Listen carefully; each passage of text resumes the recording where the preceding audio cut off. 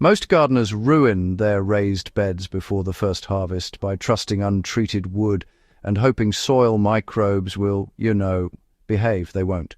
The result is soft boards, fungal rot creeping up from the soil line, and beds collapsing right when crops hit peak production. I see it every season. The mistake isn't using wood. The mistake is using bare wood and thinking mulch or drainage alone will save it. Let me be very clear right up front.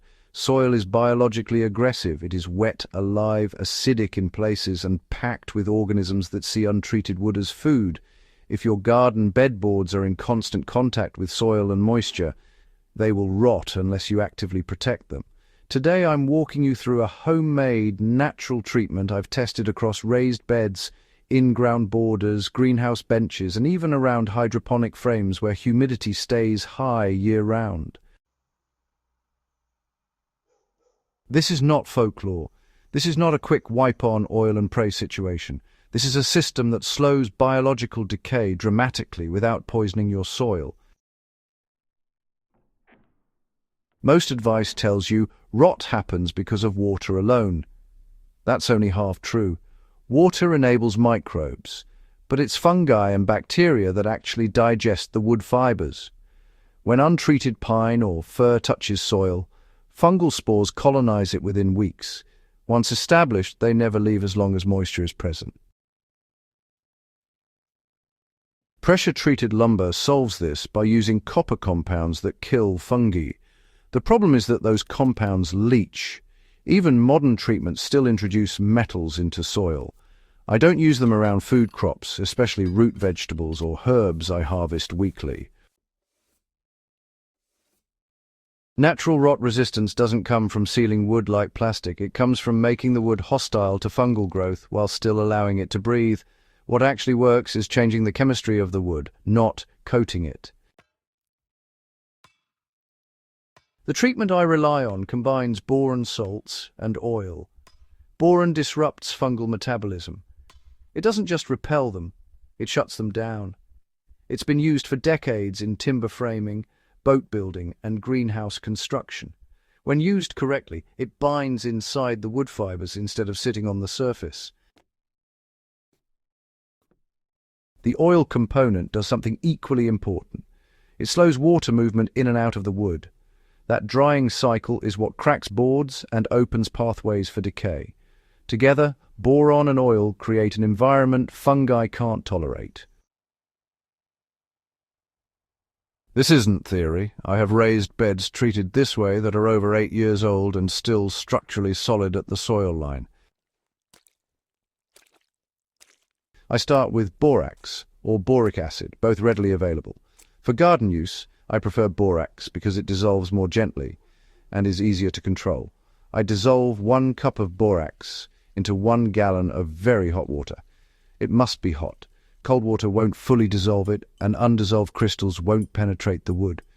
Once dissolved, I add 1 gallon of raw linseed oil. Not boiled. Boiled linseed oil often contains metallic dryers, and I don't want those in my beds. Raw linseed oil cures slowly, which is exactly what we want because it allows deep penetration before hardening. I shake or stir aggressively until the mixture emulsifies. It won't look pretty, that's fine. You're not painting furniture, you're feeding wood fibers. Application matters more than the recipe. If you brush this onto dry wood in direct sun, you'll waste most of it.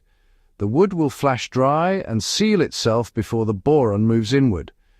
I apply this treatment when the wood is slightly damp but not wet, usually early morning or after a light watering.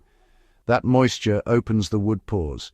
I use a cheap brush and flood the surface, especially end grain and the lower 8 inches that will contact soil.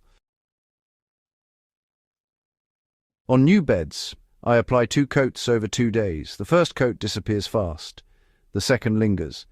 That's how you know penetration has occurred. Then I let the boards cure for at least 72 hours before placing them in soil contact. In a standard 4 by 8 foot bed using untreated pine, I treat all boards on every side, but I double coat the interior faces and the bottom edges.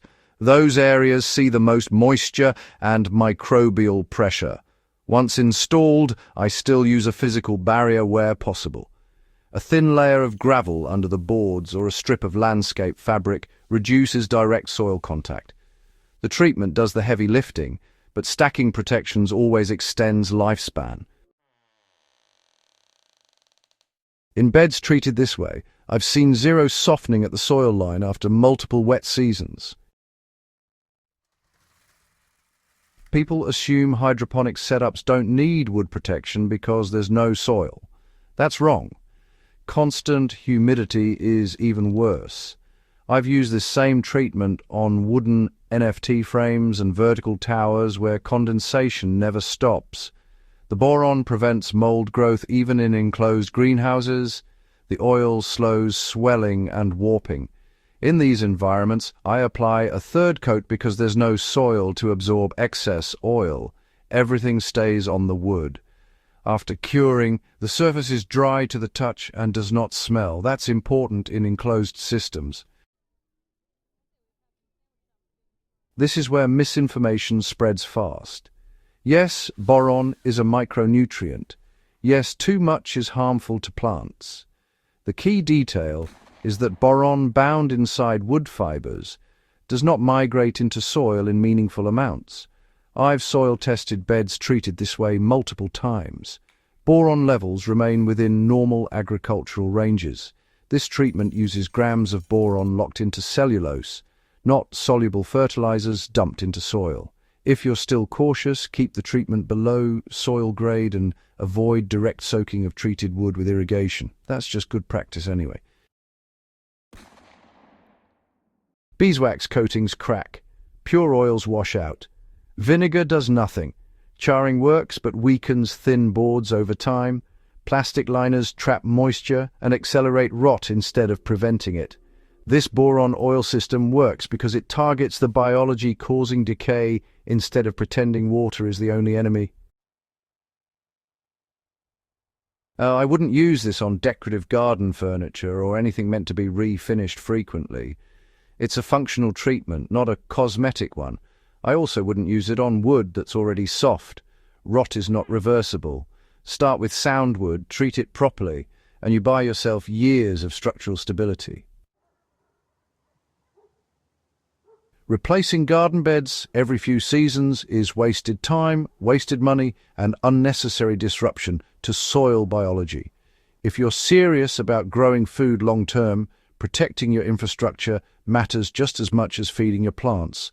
This homemade treatment has saved me countless rebuilds and kept my beds productive year after year without contaminating my soil.